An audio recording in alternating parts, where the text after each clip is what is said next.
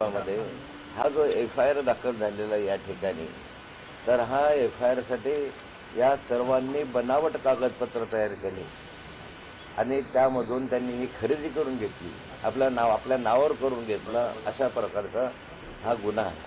आता या गुन्ह्याची पार्श्वभूमी मी तुम्हाला सांगतो की ही जमीन जी आहे, ही जमीन फार पूर्वी पेशव्यांची जमीन होती आणि पेशव्यांच्या कालखंडामध्ये एक विध्वंस नावाची फॅमिली होती.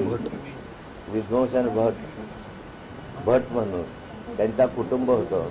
त्या कुटुंबाला पेशव्यांनी उदरनिर्वाहासाठी ही जमीन दिलेली होती. आता त्या ठिकाणी उदरनिर्वाहामध्ये एक अट दिलेली होती. ती अट होती की तुम्हाला कुटुंबामध्ये जोपर्यंत मुलगा होईल, मुलगाच जन्माला येईल तोपर्यंत होईल, मुलगी आली तर ही अधिकार राहणार नाही.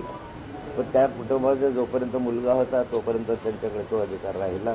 नंतर मुलगी झाल्यानंतर तो अधिकार संपला. पण ही जमीन जी आहे, ही जमीन सरकार जमा झाली. नंतरच्या कालखंडामध्ये 1883 सालीपासून ही सरकारी जमीन आहे आणि याच काळामध्ये 1920 साली ही जमीन जी आहे ती कृषी महाविद्यालयासाठी देण्यात आली. म्हणजे डेअरी वगैरे अशासाठी कार्यक्रमासाठी ही देण्यात आली आणि तेव्हापासून आजपर्यंत कृषी विभागाच्या अखत्यारीमध्ये ही जमीन आहे आणि जमीन मोकळी आहे. काही जमीन मोकळी आहे, काहींवर इंग्रजांच्या कालखंडामध्ये बांधकामं झालेली आहेत त्या कृषी विद्यालयाच्या वेगळ्या बाजूला. ही जमीन अत्यंत महत्त्वाच्या अशा ठिकाणी हार्ट ऑफ द सिटी आहे, ज्याच्यात साखर भवन आहे, त्यात कृषी संशोधन केंद्र, आपलं कृषी परिषद आहे आणि या बाजूला ॲग्रिकल्चर कॉलेज, त्याच्या मधली ही जमीन आहे. शिवाजीनगर परिसरातली ही जमीन आहे. या जमिनीला फार मोठा भाव आहे. एकंदर आजच्या बाजारभावाप्रमाणे याची किंमत जर पाहिली तर 1500 कोटी रुपयाच्या आसपासची ही जमीन आहे आणि 1500 कोटी रुपयाची ही जमीन या ठिकाणी मधल्या कालखंडामध्ये या लोकांनी, जे विध्वंस कुटुंब आहे, यांना हाताशी धरून हे हेमंत गावंडे, तेजवानी वगैरे या कंपनीने त्यांच्या हातून मुखत्यारपत्र तयार करून की आम्ही कूळ आहोत, आमची जमीन होती, आमच्या वाडवडिलांनी आम्हाला दिलेली होती म्हणून आम्ही कूळ आहोत, अशा प्रकारचे कागदपत्र तयार केले. या ठिकाणी ही जमीन कृषी महाविद्यालयाच्या अखत्यारीत असताना हा प्रकार त्यांनी 2009 पासून सुरू केला.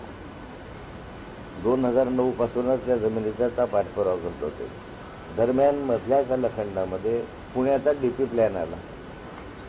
पुण्याचा DP प्लॅन आला, त्यामध्ये ही जमीन जी आहे, ही जमीन मोकळी जमीन जी आहे, ते पुण्याच्या परिवहन विभाग, म्हणजे ज्याला PMT ट्रान्सपोर्ट, पुणे ट्रान्सपोर्ट विभागाला ही रिझर्वेशनसाठी दाखवण्यात आली आणि रिझर्वेशनसाठी दाखवण्यात आल्यामुळे ते पटवून राहिली. तशी कृषी महाविद्यालयाचं जर बांधकाम करू शकत नव्हतं आणि ते विकूही शकत नव्हते किंवा काही डेव्हलपमेंट होत नव्हती, पण तरीही ही पडून राहिलेली जमीन जी आहे, ही जमीन आमची असं समजून यांनी त्या ठिकाणी हे कागदपत्र तयार करून सरकारकडे अपील केलं.